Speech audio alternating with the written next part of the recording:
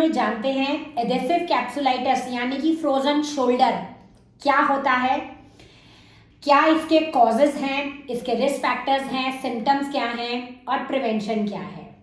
Next video में हम लोग डिस्कस करेंगे इसके ट्रीटमेंट के बारे में, सेल्फ केयर स्ट्रेचेस के बारे में।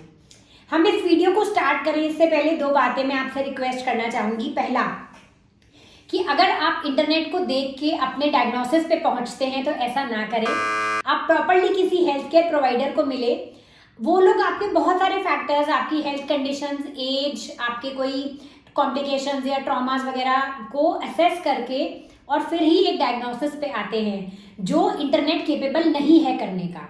और दो, आप जो हम ट्रीटमेंट या इंटरनेट पे वीडियोस डालते हैं उनको ब्लाइंडली फॉलो ना करें। आप अपने हेल्थ केयर प्रोवाइडर को मिले, वो आपके बहुत सारे फैक्टर्स को ध्यान में रखते हुए एक कस्टमाइज टेलर प्लान बनाते हैं आपके लिए, वो फॉलो करें। जो ये वीडियोस होते हैं ये सब पे अप्लाई करते हैं, विच में not be a good thing for you. आप इससे गाइडलाइंस तो ले सकते हैं बट ये हर किसी को फिट हो ये जरूरी नहीं है। अब आते हैं एडेसिव कैप्सुलाइटिस यानी कि फ्रोजन शोल्डर होता क्या है। एडेसिव कैप्सुलाइटिस में आपके जो शोल्डर की रेंजेस हैं वो स्टिफ हो जाती हैं, यानी कि आप फ्रीली शोल्डर को मूव नहीं कर पा रहे हैं और रेंजेस पेनफुल हो जाती हैं कि अगर आप हाथ उठाने की कोशिश कर रहे हैं तो यहाँ आपको शोल्डर या आर्म के एरिया में पेन आ रहा है। बहुत कॉमन सिम्टम होता है इसका नाइट क्राइज, यानी कि रात को ये पेन बहुत ज्यादा हो जाता है जब आप सोने लगते हैं उस टाइम पर।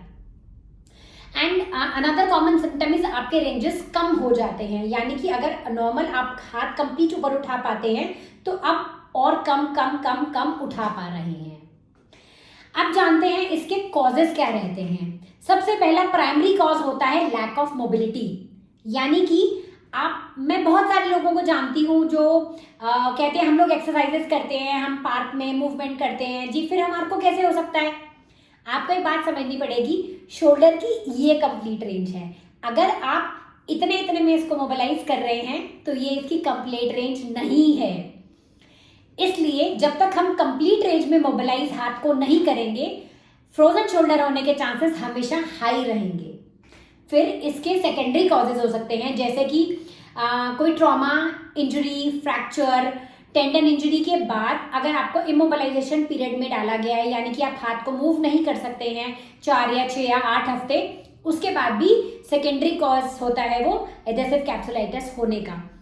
पोस्ट सर्जरी के बाद, जैसे कि कई बार ब्रेस्ट सर्जरीज के बाद स्कार के मोबिलाइजेशन को रोकने के लिए थोड़ी देर के लिए शोल्डर को रेस्ट करवाया जाता है या इमोबिलाइज कराया जाता है, उसके बाद भी सेकेंडरी चांसेस हायर हो जाते हैं एडेसिव कैप्सुलाइटिस होने के। स्ट्रोक के बाद, अगर कई बार लेफ्ट साइड स्ट्रोक होता है पेशेंट को और शोल्डर की मोबिलाइजेशंस नहीं ली जा रही हैं या पेशेंट उसको इमोबाइल रख रहा है, वो भी एक कारण हो सकता है फ्रोजन शोल्डर होने का। अब आइए जानते हैं रिस्क फैक्टर क्या होते हैं। सबसे पहला 40+ एज, यंगर एज ग्रुप में कम होता है। Higher you are in the age the higher are the chances. Then is women are more prone to having adhesive capsulitis than men. अब आते हैं कुछ एक मेडिकल कंडीशंस पे, जैसे कि डायबिटीज मेलाइटिस, हाइपो या हाइपरथायराइडिज्म और कार्डियोवास्कुलर डिजीज, जिनके होते आपके risk of having adhesive capsulitis is higher. Now coming to the prevention. अब जो इसका कॉज है वही इसका प्रिवेंशन का कारण भी बनेगा, यानी कि मोबिलिटी। अगर आप अपने शोल्डर को कंप्लीट रेंजेस में मोबाइल रखेंगे तो आपको एडेसिव कैप्सुलाइटिस होने के चांसेस बहुत कम हैं।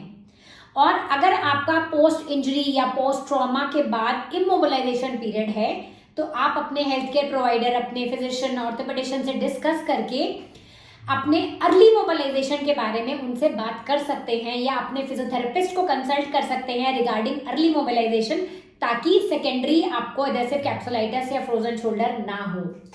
नेक्स्ट वीडियो में हम देखेंगे इसके जेंटल स्ट्रेचेस, सम बेसिक मोबिलाइजेशंस जिनको आप घर पे कर सकते हैं खुद से, but again please consult your physiotherapist for complete rehab. निवारण मल्टी स्पेशलिटी क्लिनिक।